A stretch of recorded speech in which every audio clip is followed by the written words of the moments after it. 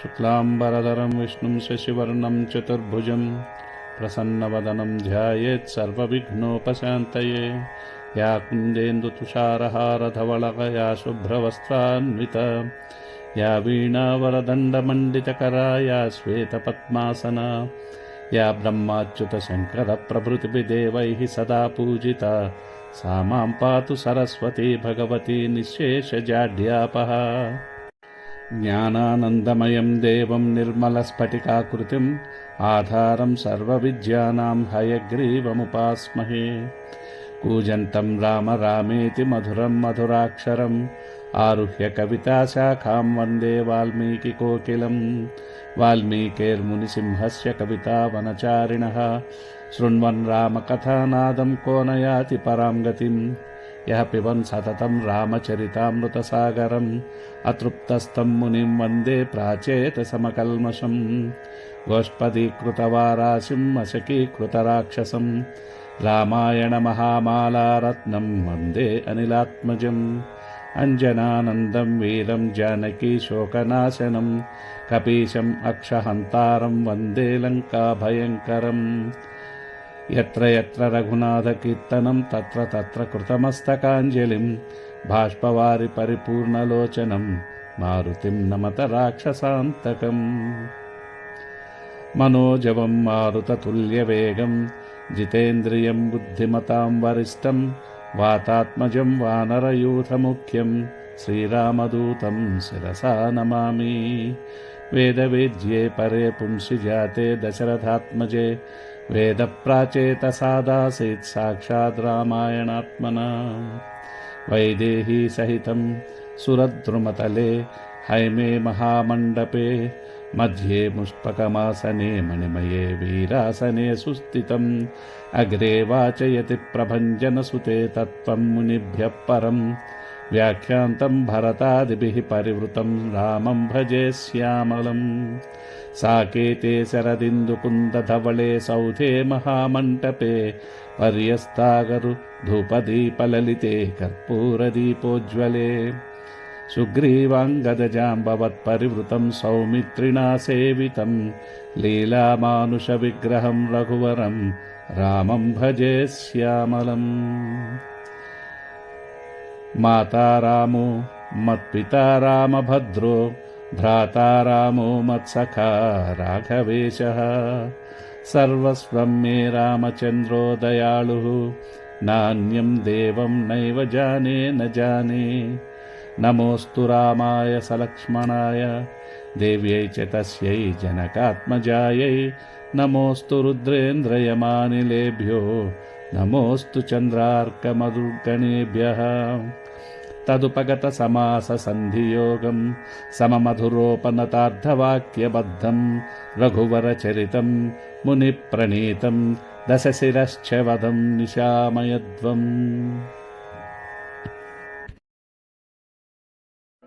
శ్రీమద్వాల్మీకి రామాయణం బాలకాండ పంచమ సర్గ అయోధ్యా వర్ణన.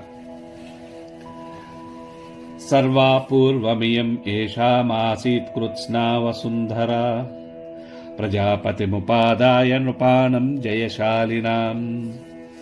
ఏషాం ససగరో నామ సాగరో యేన ఖానితః షష్ఠిః పుత్రసహస్రాణి యం యాం తం పర్యవారయన్.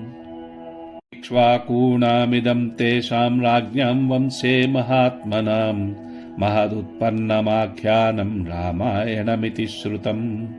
తదిదం వర్తయిష్యామి సర్వం నిఖిలమాదితః ధర్మకామార్థసహితం శ్రోతవ్యమనసూయయా.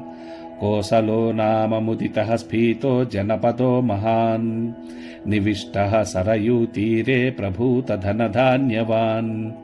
అయోధ్యా నామ నగరీ తత్రాసీల్లోకవిశ్రుతా మనునా మానవేంద్రేణ యా పురీ నిర్మితా స్వయం. ఆయతా దశ చ ద్వే చ యోజనాని మహాపురీ శ్రీమతీ త్రీణి విస్తీర్ణా సువిభక్తా మహాపథా. రాజమార్గేణ మహతా సువిభక్తేన శోభితా ముక్తపుష్పావకీర్ణేన జలసిక్తేన నిత్యశః. తాం తు రాజా దశరథో మహారాష్ట్రవివర్ధనః పురీమావాసయామాస దివం దేవపతిర్యథా కవాటతోరణవతీం సువిభక్తాం తరాపణాం సర్వయంత్రాయుధవతీముపేతాం సర్వశిల్పిభిః సూతమాగధసంబాధాం శ్రీమతీమతులప్రభాం ఉచ్చాట్టాలధ్వజవతీం శతఘ్నిశతసంకులాం వధూనాటకసంఘైశ్చ సంయుక్తాం సర్వతః పురీం ఉద్యానాం రమణోపేతాం మహతీం సాలమేఖలాం దుర్గగంభీరపరిఖాం దుర్గమన్యైర్దురాసదం వాజివారణసంపూర్ణాం గోభిరుష్ట్రైః సామంతరాజసంఘైశ్చ బలికర్మభిరావృతం నానాదేశనివాసైశ్చ వణిగ్భిరుపశోభితాం ప్రాసాदैरत्नविकृतैः पर्वतैरुपशोभिताम् कूटागारैश्च सम्पूर्णाम् इन्द्रसेव्याम् अमरावतीम् चित्रामष्टापदाकाराम् वरनारीगणैर्युताम् सर्वरत्नसमाकीर्णाम् विमानगृहशोभिताम् गृहगाढामविच्छिद्राम् समभूमौ निवेशिताम् शालितण्डुलसम्पूर्णाम् इक्षुदण्डरसोदकाम् दुन्दुभिर्मृदुङ्गैश्च वीणाभिस्पणवैस्तथा नादिताम् भृशमत्यर्धम् पृथिव्याम् तामनुत्तमाम् विमानमिव सिद्धानाम् तपसाधिगतिम् दिवि सुनिवेशितवेश्मान्ताम् नरोत्तमसमावृताम् ये च बाणैर्न विद्यन्ते विवक्तमपरावरम्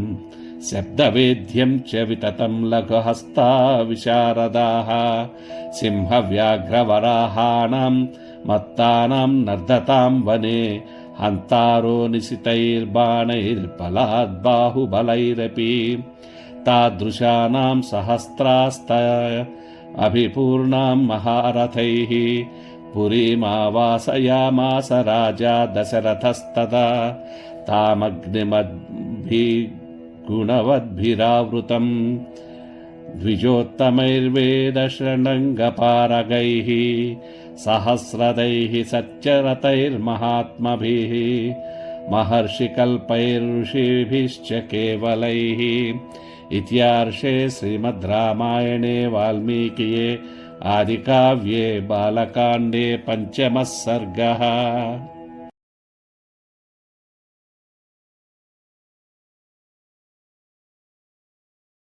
శ్రీమద్ వాల్మీకి రామాయణము బాలకాండ పంచమ సర్గలోని సంస్కృత శ్లోకాలకు తెలుగు వివరణ. అయోధ్య నగరం. ఈ భూమిని ఎంతోమంది రాజులు పరిపాలించారు. వారిలో సూర్యవంశపు రాజులు ప్రముఖులు. వారు అయోధ్య నగరాన్ని రాజధానిగా చేసుకుని కోసల రాజ్యాన్ని పరిపాలిస్తూ ఉండేవారు. వీరి ప్రథమ చక్రవర్తి అయిన ఇక్ష్వాకు పేరు మీదుగా ఇక్ష్వాకు వంశము అనే మాట కూడా వచ్చింది. అయోధ్య సరయూ తీరంలో ఉన్న గొప్ప నగరం. ఈ భూమండలాన్నంతటినీ ఇక్కడి రాజులు పరిపాలించేవారు. అయోధ్య శత్రు దుర్భేద్యమైన ఎటువంటి యోధులు కూడా గెలవలేని నగరం. నగరం చుట్టూ ఎత్తైన ప్రాకారాలు, లోతైన అగర్తలు ఉండేవి. అగర్తలలో నీరు ప్రవహించేది.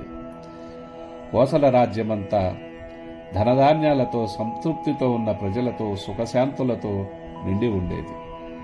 ఎన్నో ఉద్యానవనాలు, వెడలపాటి రహదారులు ఉండేవి. బలమైన ఏనుగులు, గుర్రములు, ఒంటెలు, పశు సంపదలతో అయోధ్య కళకళలాడుతూ ఉండేది. వాణిజ్య కేంద్రాలు వర్తకులతో, విదేశీ యాత్రికులతో నిండి ఉండేది. రాజకార్యాలన్నీ పన్నులు కట్టేవారితోనూ, కప్పం కట్టే సామంతరాజులతోనూ కిటకిటలాడుతూ ఉండేవి.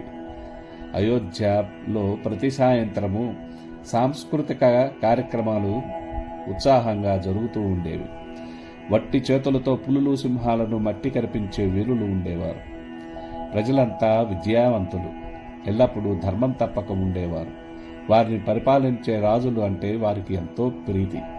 ఆ రాజ్యంలో అన్ని జాతులు సుఖశాంతులతో ఉంటాయి. వారి మహారాజు దశరథుడు రాజ్యాన్ని, ప్రజలను ఎంతో ప్రేమగా ఆదరించేవాడు. ప్రజలంతా బుద్ధిమంతులుగా ఉండేవారు.